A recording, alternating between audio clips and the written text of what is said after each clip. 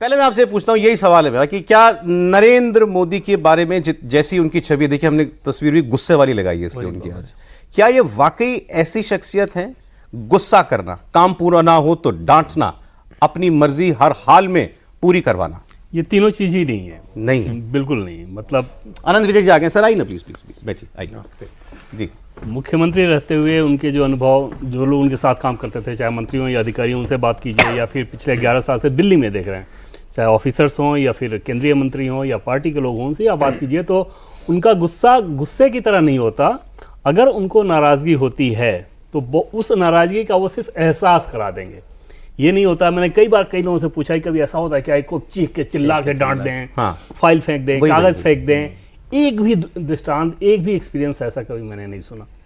सब ये कहते हैं कि अगर वो गुस्सा हो गए तो वो आपको बस एहसास करा देंगे उस चीज़ पे, या तो चुप हो जाएंगे या उस बात को काट देंगे, जिससे आप ये समझ जाएं कि हाँ ये बात इनको ठीक नहीं लग रही है।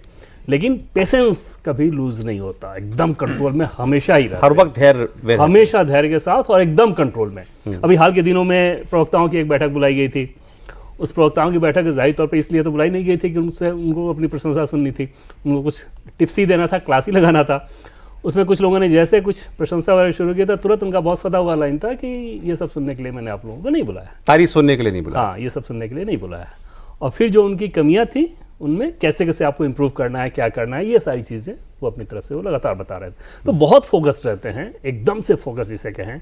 और अप्रोच देखिए सौरभ की, क्योंकि आपने ये बताया कि राहुल गांधी जिस प्रकार का आरोप लगाते हैं, तो ऐसे समय में जब राहुल गांधी बिहार में जाके आरोप लगा रहे थे, और आपको ध्यान होगा कि उपराष्ट्रपति चुनाव से पहले पार्लियामेंट में जो वर्कशॉप लगाया गया था बीजेपी के द्वारा, बीजेपी सांसदों का, उन दोनों चीज़ को अगर आप देखें ना तो आपको समझ में आएगा कि नरेंद्र मोदी क्या चीज़ हैं। जैसे वो जो 2 दिन बैठक हुई थी सौरभ, उसमें उपराष्ट्रपति चुनाव के लिए बमुश्किल 1.5 घंटे का टाइम दिया गया था। बाकी एक दिन पूरा दिन और अगले दिन फिर एक सेशन, उसमें सिर्फ ये था कि अलग अलग पॉकेट सांसदों के बना के एक बार साथ, फिर अलग अलग बैठाना। अलग कैसे बैठाना कि जो ट्राइबल सांसद आते हैं, ट्राइबल एरिया से आने वाले, उनके एक बैठक, जो कोस्टल एरिया से आते हैं उनके एक साथ, जो शहरी क्षेत्र से आते हैं एक तरफ, जो ग्रामीण क्षेत्र से आते हैं, इस तरह से अलग अलग पॉकेट बैठा के, और जो भी इशूज़ हो सकते हैं आपके, उस पर उनको ट्रेंड किया जा रहा था। उससे संबंधित मंत्री जा रहे थे, प्रधानमंत्री खुद जा रहे थे, और वहाँ पे जाकर उनको सोशल मीडिया पे आपको कैसे हैंडल करना है, जनता के बीच आपको कैसे जाना है, आपके क्षेत्र की जो समस्याएं हैं उसके समाधान के लिए आपको क्या करना है। तो वो अप्रोच रहता है पीएम के काम करने का। और वहाँ पे जो 3 चीज़ें आपने कही कि गुस्सा, अपने मन की बात करना, वो जब आमतौर पर लोग यही सोचते हैं कि किसी भी बैठक को बुला के फरमान सुना देते होंगे, हाँ, किसी भी बैठक में वो सबसे कम बोलते हैं। ये आपने देखा कि नहीं देखा, अभी देवेंद्र जी ने एक बहुत शानदार इंटरव्यू किया है पूर्व principal secretary to prime minister Nripendra Mishra ji का। वो इंटरव्यू आप देखिएगा, पहले ये प्रोग्राम पूरा देख लीजिए, उसके बाद जाके देखिएगा। उसमें उन्होंने बताया, अरे गजब की बातें बताई उन्होंने। जैसे ये बात हुई ना कि भाई रिजिड हैं क्या बहुत, एक बार हो गया फैसला तो पूरा इसी को करो, नो रीथिंकिंग। तो उन्होंने उसमें 2-3 उदाहरण दिए हैं देवेंद्र जब उनसे बात कर रहे थे। पहली बात तो उन्होंने कही, the best part about his personality is that he is a very, मैंने वो लिखा भी हुआ उन्होंने जो एग्जैक्ट बात कही थी, no he is very receptive to new ideas.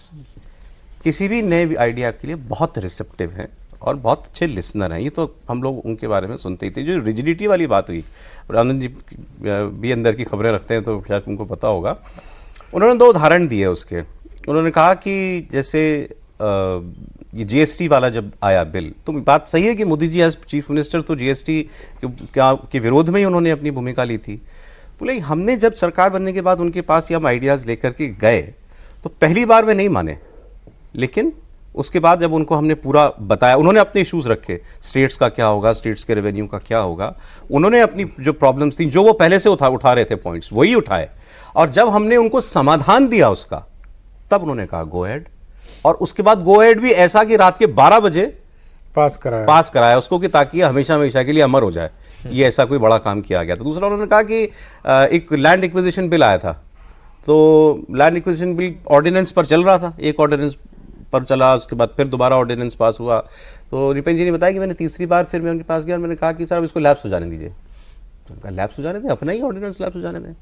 बोले हमसे गलती हो गई, हमने पूरा होमवर्क नहीं किया था। वो जिम्मेदारी वो ले रहे थे कि मतलब हमने, ब्यूरोक्रेसी ने पूरा होमवर्क नहीं किया था इस पर, एंड हम इसकी जिम्मेदारी लेते हैं, इसको अब चले जाने दीजिए। अभी हम कृषि समाज को हम उनको समझ नहीं पाए उनकी ज़रूरत को। And he मतलब was ये okay. था कि ये सुधार जरूरी है, लेकिन देश शायद अब इसके लिए अब इसके लिए तैयार नहीं है। लेकिन उसके पीछे लगी तो प्रधानमंत्री की पॉलिटिकल कैपिटल थी ना, गलती ब्यूरोक्रेसी की थी, बट उन्होंने कहा ठीक है। तो आदमी, ये कोई आदमी कहे कि ये अक्खड़ आदमी है, अड़ जाता है, तो ऐसा तो नहीं लगा।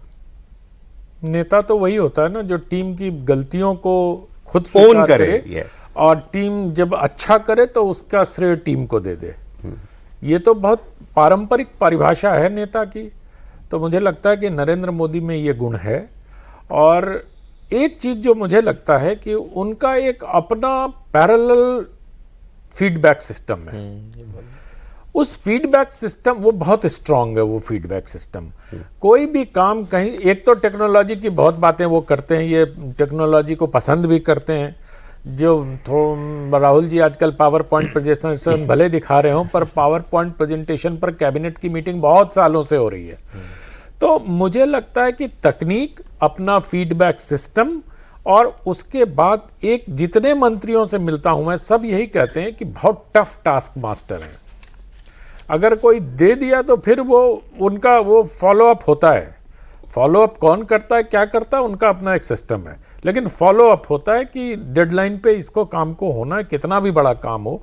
आपने नृपेंद्र मिश्रा जी का ये इंटरव्यू देखा मैंने इनका, और एक और किताब आई थी जो एसएस यादव हैं, फाइनेंस मिनिस्ट्री में वो एडिशनल सेक्रेटरी हैं। उन्होंने कोरोना के टाइम पर किताब लिखी है कि कैसे वो पूरा मैनेज हुआ था।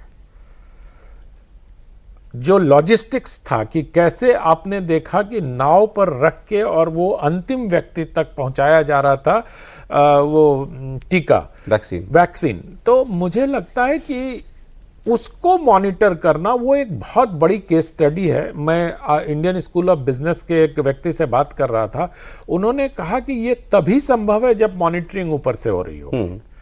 एक तरफ ऑक्सीजन की कमी थी, दूसरी तरफ वैक्सीनेशन ड्राइव चल रहा था, और तीसरी तरफ लोगों के हताहत होने की या मरने की एग्जाजरेटेड खबरें, यहाँ की कुछ मीडिया और फॉरेन मीडिया का बहुत जबरदस्त दबाव था। ऐसे माहौल में उस प्रेशर को सस्टेन करते हुए, और बड़ी अच्छी किताब एसएस यादव की है, वो कई भाषाओं में छप चुकी। तो मुझे जी आप प्लीज। तो मुझे लगता है कि इतने बड़े लॉजिस्टिक को मेंटेन करना, वो जब तक अगर ऊपर से आपका फीडबैक सिस्टम मजबूत नहीं होगा, तब तक आप इसमें सर दो